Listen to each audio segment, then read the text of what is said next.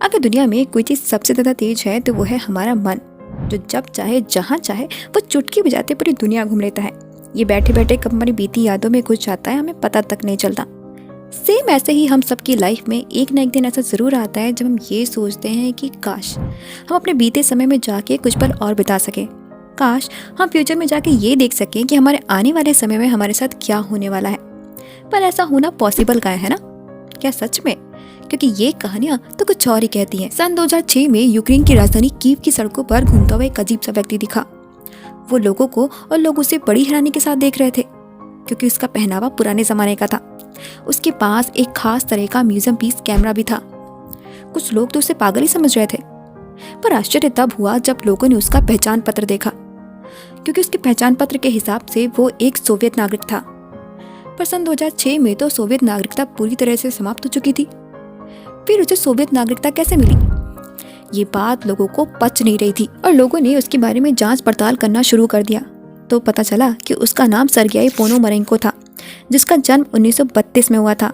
उसने बताया कि 1950 में वो कुछ तस्वीरें लेने अपने घर से बाहर निकला था, पर जब वो किसी घड़ी की तस्वीर ले रहा था तो उसके साथ कुछ अजीब सा हुआ और फिर सब कुछ बदल गया। वो 2006 में कैसे पहुंच गया, उसे इस बारे में कुछ नहीं पता था। लोगों को दूसरा झटका तब लगता है जब उसके द्वारा ली गई फोटो की जांच की जाती है और इसके लिए एक्सपर्ट्स को बुलाया जाता है।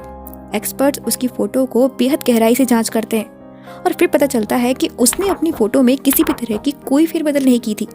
ये बात काफी चौंकाने वाली थी, पर जब ये बात लोगों के बीच आई तो लोगों ने तरह तरह की बातें बनाना शुरू कर दिया। कुछ लोग ये कहने लगे कि वो अपने अतीत से भविष्य में आया है, यानी उसने टाइम ट्रैवल किया है। पुलिस को अब भी उसकी बातों और सभी सबूतों पर विश्वास नहीं हो रहा था, तो उसे गिरफ्तार करके एक कड़ी निगरानी के बीच कमरे में कैद कर दिया जाता है। और फिर लोगों को तीसरा झटका लगता है। जब पुलिस दोबारा कमरे में जांच पड़ताल के लिए आती है तो पाती है कि कमरे में कोई भी नहीं था। वो व्यक्ति अचानक से कहाँ गायब हो गया, इस बारे में किसी को कुछ पता नहीं था। हाँ, ये हो सकता है कि ये कहानी थोड़ी सी काल्पनिक नजर आए, या ये भी हो सकता है कि ये उस समय की अफवाह हो जो फैलाई गई हो। कहने को तो कुछ भी कह सकते हैं, पर टाइम ट्रैवल का टॉपिक सिर्फ आज का नहीं है, बल्कि इसे महाभारत काल से भी जोड़ा जाता है। इस काल में महाराजा कुकुदुमी की कहानी बहुत प्रसिद्ध है, जो प्राचीन काल में कोस्थली नाम की जगह पर रहते थे, जिनकी एक बहुत सुंदर कन्या थी जिसका नाम रेवती था, जो सुंदर होने के साथ साथ अत्यधिक गुणवान भी थी, जिस कारण से उसके लिए एक सुयोग्य वर तलाशना बहुत मुश्किल हो गया।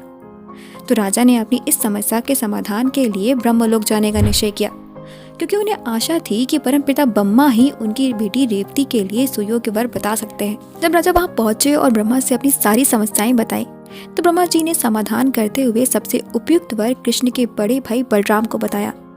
राजा अपना समाधान लेते हुए पृथ्वी पर वापस आए तो उन्हें ये देखकर बड़ा आश्चर्य हुआ कि पृथ्वी पर सब कुछ बदला हुआ था, क्योंकि जो कुछ समय की यात्रा उन्होंने अंतरिक्ष में करी थी वो पृथ्वी पर 27 युग के बराबर थी।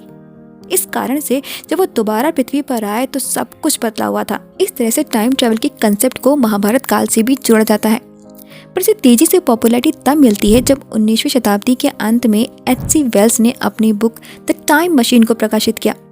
ये बुक इतनी तेजी से पॉपुलर हुई कि साइंटिस्ट इसको सच बनाने में जुट गए और ऐसे तरीके खोजने लगे जिससे टाइम में ट्रैवल किया जा सके। इसी थ्योरी पर काम करते हुए महान साइंटिस्ट आइंस्टीन ने अपना पहला तरीका लोगों के सामने रखा, जिसे नाम दिया थ्योरी ऑफ रिलेटिविटी, यानी सापेक्षता का सिद्धांत। ये हमें बताता है कि समय किस तरह से काम करता है, किस तरह से टाइम और स्पेस एक दूसरे से कनेक्ट हैं।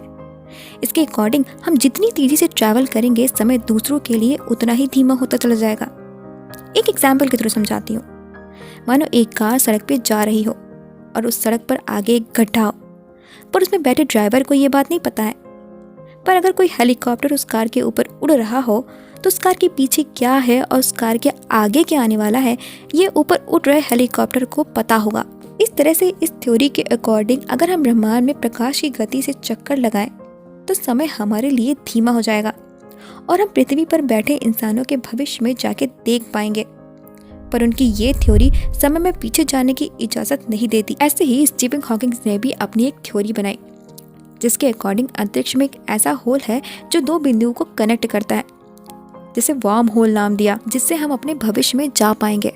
ये सभी बातें अभी बस एक थ्योरी है जिसे सच साबित नहीं किया जा सका है, शायद भविष्य में हो जाए, क्योंकि इसके लिए हमें अपने रिसोर्सेज को स्ट्रॉन्ग करना होगा ताकि हम ऐसी मशीन बना सके जो प्रकाश की गति से तेज चल सके, जो कि मौजूदा हालातों को देखते हुए पॉसिबल नहीं है। और मान लो किसी भी तरह से ये मशीन बन भी जाती है, तो इसे चलाने के लिए और इसे अंतरिक्ष में भेजने के लिए हमें इतनी ज़्यादा एनर्जी की ज़रूरत होगी जिसे कलेक्ट कर पाना ही हमारे लिए एक बहुत बड़ा टास्क है।